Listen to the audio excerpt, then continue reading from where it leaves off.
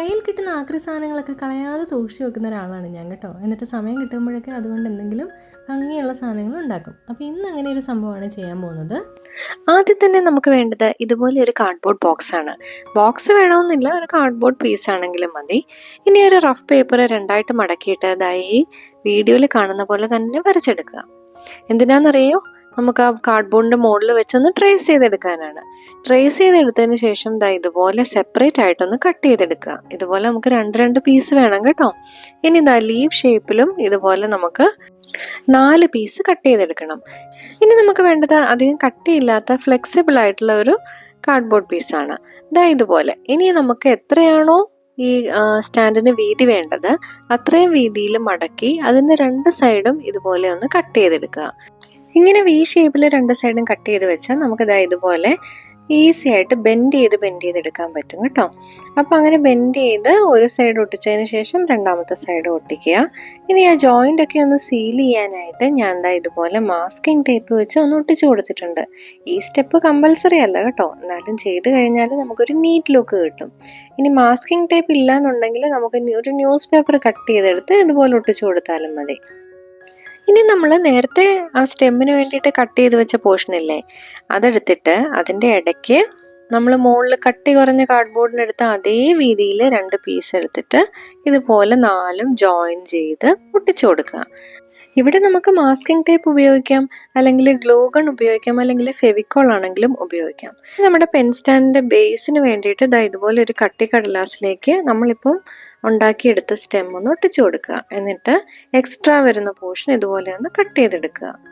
ഇനി നമ്മൾ നേരത്തെ ചെയ്ത പോലെ തന്നെ ഒരു കട്ടി കുറഞ്ഞ പേപ്പർ എടുത്തിട്ട് ഇതുപോലെ 2 സൈഡും വി ഷേപ്പിൽ ഇങ്ങനെ കട്ട് ചെയ്തെടുക്കുക. ഇതെന്തിനാ ചെയ്യുന്നതെന്ന് ചോദിച്ചു കഴിഞ്ഞാൽ നമ്മൾ 2 ലീഫ് കട്ട് ചെയ്ത് വെച്ചില്ലേ, അതൊന്ന് സെറ്റ് ചെയ്യാൻ വേണ്ടിയിട്ടാണ്.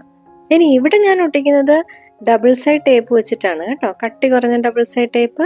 അപ്പോൾ ഇങ്ങനെയും ചെയ്യാമെന്ന് കാണിക്കാൻ വേണ്ടിയിട്ടാണ് ഞാനിങ്ങനെ ചെയ്തത്. നമുക്കിവിടെയും ഫെവിക്കോൾ തന്നെ ഉപയോഗിച്ചാൽ മതിയാവും, അല്ലെങ്കിൽ എന്ത് പശ വേണമെങ്കിലും ഉപയോഗിക്കാം.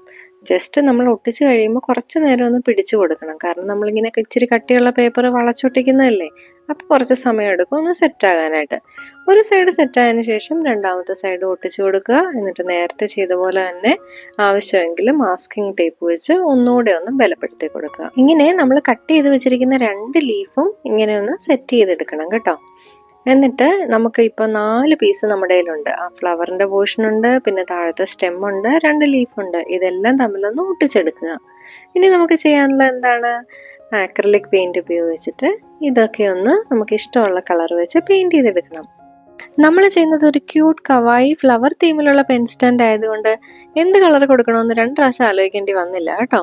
നല്ലൊരു പിങ്ക് കളറും അതുപോലെ തന്നെ സ്റ്റെമ്മിന് നല്ല കൂളായിട്ടുള്ള ഗ്രീൻ കളറുമാണ് കൊടുക്കുന്നത്. അപ്പോൾ ഈ ഒരു പിങ്ക് ഷെയ്ഡ് കിട്ടാൻ വേണ്ടിയിട്ട് ഞാൻ കുറച്ച് വൈറ്റ് കളറും കുറച്ച് മജന്ത കളറും കുറച്ച് റെഡ് കളറും കൂടെ മിക്സ് ചെയ്തെടുത്തപ്പോഴാണ് ഈ പിങ്ക് കളർ കിട്ടിയത്.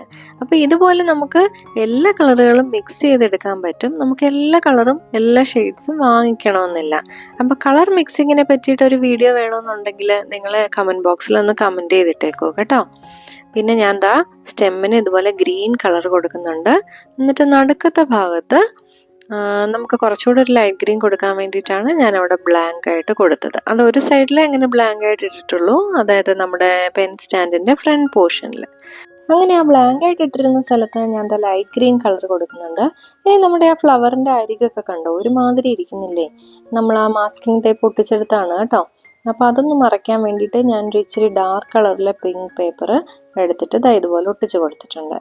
ഇനി നമുക്ക് കണ്ണും മൂക്കും ഒക്കെ വരച്ചു കൊടുക്കാം ഫ്ലവറിന്. കണ്ണ് ഞാൻ പേപ്പറിൽ വരച്ചിട്ട് വെട്ടുകയാണ് ചെയ്തത്. പിന്നെ കൈ കൊണ്ടങ്ങ് വരച്ചു കൊടുത്തു. ഇനി നമുക്ക് പേപ്പർ കൊണ്ട് തന്നെ ഒരു റിബൺ കട്ട് ചെയ്തെടുക്കാം. അതിനൊരു പേപ്പർ 2ആയിട്ട് മടക്കിയിട്ട് 2 സൈഡും വീതി കുറഞ്ഞ് നടുക്ക് വീതി കൂടിയതുപോലെ ഇങ്ങനെ ഒന്ന് കട്ട് ചെയ്തെടുക്കുക. കുറേ പേർക്കൊക്കെ അറിയായിരിക്കും, അറിയാത്തവർക്ക് വേണ്ടി പറയുകയാണ്. എന്നിട്ട് ഇങ്ങനെ ഒന്ന് മടക്കി എടുത്തു കഴിഞ്ഞാൽ നല്ല അടിപൊളി ഒരു പേപ്പർ റിബൺ റെഡി. അപ്പോൾ ഇതും കൂടെ നമുക്കൊന്ന് അറ്റാച്ച് ചെയ്ത് കൊടുക്കാം. അങ്ങനെ നമ്മുടെ ക്യൂട്ട് പെൻ സ്റ്റാൻഡ് റെഡിയാണ്. ഇതൊക്കെ വെച്ച് ഞാനിങ്ങനെ ഷോയൊക്കെ കാണിക്കുന്നുണ്ടെങ്കിലും വീഡിയോ എല്ലാം ഷൂട്ട് ചെയ്ത് കഴിയുമ്പോൾ ഇത് അടിച്ചു മാറ്റാൻ ഒരാൾ കറക്റ്റായിട്ട് വരും കേട്ടോ. വേറെ ആരും അല്ല, എൻ്റെ അന്നക്കുട്ടനാണ് കേട്ടോ. അപ്പോൾ ഇന്നത്തെ വീഡിയോ ഇത്രയേ ഉള്ളൂ. Tata bye bye, see U.